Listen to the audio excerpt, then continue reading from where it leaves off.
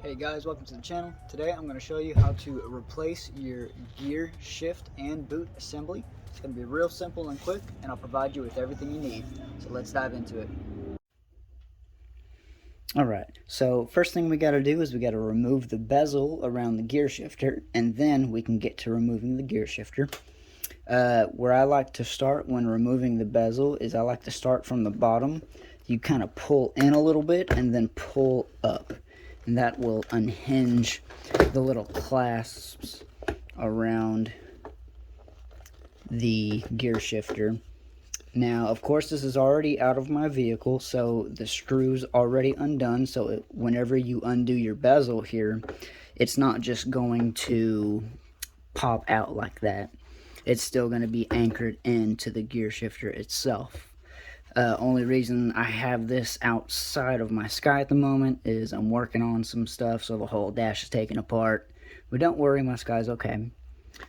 So looking at the left side, or the driver's side of your gear shifter, there's going to be a little set screw here. It's a 13/16 hex screw, or a T30 star bit.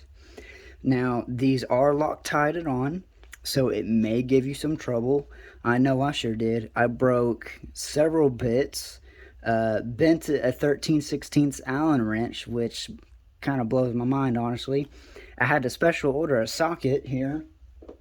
It's a T30 star bit, and it even bent this bit just trying to get this out, so you may have some trouble trying to undo this. But once you do, the little set screw will come out and it will just lift right on up. And that's how you're going to remove your shifter there. Alright, so I do want to make a quick note here. So whenever you're going to remove your gear shifter, and I don't know what tools you're going to be using, if you're using this exact setup, you may have a little bit of issue because of the small amount of space that you have in this pocket. If you're using an Allen wrench, you should have plenty of space. But for those who don't have as many tools available, you may have some trouble. So let's say, okay, so it sits about this high, all right, and you're wanting to use this. You may have some trouble getting this to actually fit with the space allotted into the set screw. See how this is kind of angled? It's not really going to get in that set screw too well. Maybe moving it over will help you, or if that won't even work and you still don't have enough room, what you will have to do here is you'll need to remove the center console itself.